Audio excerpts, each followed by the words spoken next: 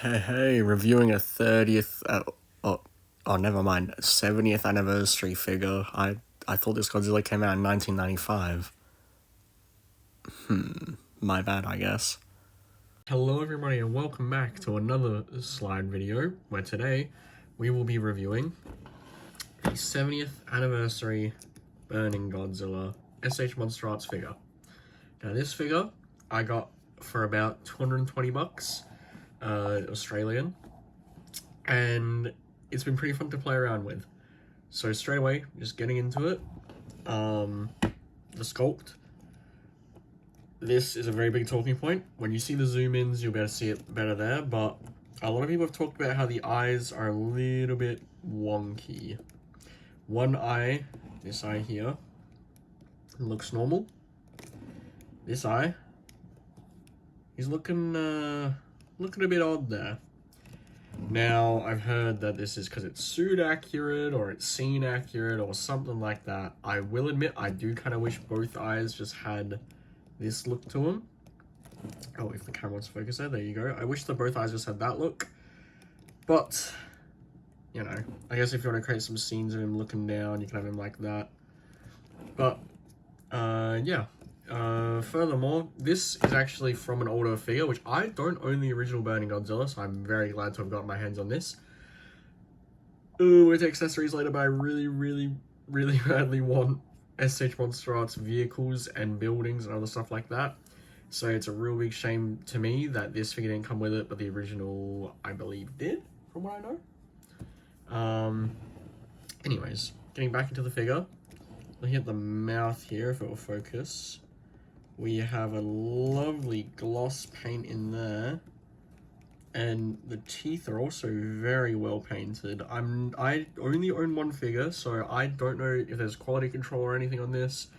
My teeth and mouth on the figure look great, so I would say that's pretty solid.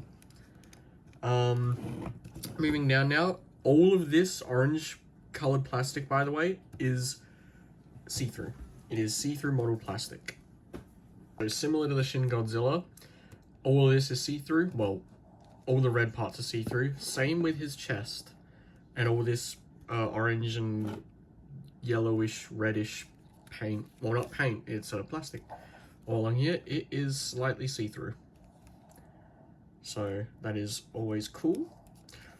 Moving down, as you can see, it transitions from a translucent red to a very grayish color, and it has been pointed out that the original Burning Godzilla had white bone colored dorsal plates. This one swaps it out for a gray color, which I honestly prefer. I do see why the white is appealing. However, I think for the sort of burning and melting down sort of look, the gray helps with that, in my personal opinion, which of course does always play into when you're buying figures. Your opinion does matter here. Moving down to the feet. The feet are all pretty good. Nothing too much to note there. The tail, I will admit, I have seen this is in the original figure, but this is my first time having an SH figure that does this. The figure, sorry, don't mind me hitting the camera. It's in segments, which I know yeah, it's in segments, otherwise how's it gonna move? But it's they have another tail underneath this segment of tail that moves as well, or there's a gap in there, so you can sort of see where it would probably connect, but I don't know. To be fair, this figure is very new out of the box, so the tail has been a bit stiff. Maybe that'll get better over time, but I don't know. It's just an odd design tail to me, and sometimes when I'm playing around with the figure, I worry that it's loose or something, but then it's just these being slidable, which is interesting. The rotation of the tail ends quite fast, actually. It ends right here. This final little bit of tail here is where it ends. And that's a bit of a shame. I would have liked if that was a bit more posable. Comparing this figure's tail to the higher Heisei figure and the old Heisei SH figures, Its tail is definitely not as long, but I believe that is movie accurate, so we allow it. Now, moving into articulation. Up here at the face again, you know, I don't know, you want to see that pretty, the lopsided eye face again. Got the jaw articulation, which is always good. Head moves up about that far, down that far. He's got waist joints. Oh, if I hold his legs, so you can sway side to side. You can also ab crunch slightly. You can twist a bit. There you are. Again, very new out of the box, so be careful when handling these. Moving to the arms, this bit here can move in and out. Shoulder bit here rotates a bit. He's got a little joint in the elbow that bends, and this is actually the secondary claw that I have on here. He has two hands, these ones and another pair. I have these ones on right now because these are the open claws, which, like, when I think of Heisei Godzilla, I think of the open hands. So, well, inverting as well. Like, you know, you see him stomping around the waters of Tokyo with his claws out like this, ready to go. Moving down to the legs, just regular rotation, nothing too fancy. And at the knee, only a slight bend. And then at the foot, you can rotate it a little bit. Sorry, my hand's gonna get in the way there. It's not crazy for articulation, but it's something.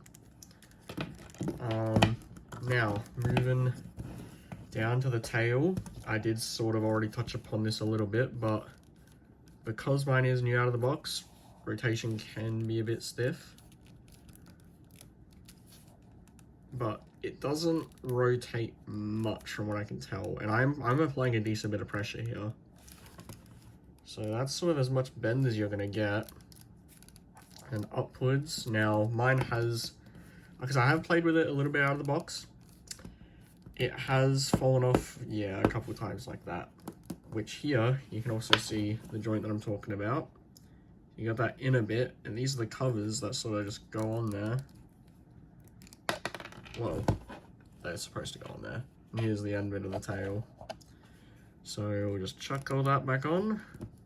It all pops in pretty easy. You gain about that much height curl, and straightening the tail. There you go. So with the tail fully straight, it's a pretty long figure. Not nearly as long as Shin, but still something to note. But yeah, he's got a little bit of wrist articulation. Not much else to note when it comes to articulation here. Again, it is based off of an older figure, so his articulation will be a little bit like suboptimal. Well, like, it's still good, but it could have been better for what, the 70th anniversary version of him. But anyways, into accessories we go now. Okay, now jumping into accessories, I have quickly here swapped out his left hand for the default hand. So here's how the regular hand looks. As you can see, like I was saying before, it's a lot more closed. And just to bring up a comparison, this was the left hand that I had on just before. Then here is his alternate right hand. So I personally prefer the more open claw grabby ones, but that is completely up to you. Now moving him back, we have, so I'll just put those claws there so you can see all the accessories in frame. We also get a lovely beam effect, which is quite nice. Like, it's a good color, good model. It is slightly see-through, as you can possibly tell, but it's nice. Pretty tall too. And we get this, which has also been reused many, many times. I've got someone who owns the Gamera figure, and it comes with this almost this exact same base. But you get the beam effect, you find a little hole on it, which is just there. You don't really think you can tell on camera, but you know, we chuck that on there, and then open his mouth up, chuck the beam in there, and there you go. Godzilla is doing his beam effect. So that's cool. Move that aside, and then 70th anniversary plate.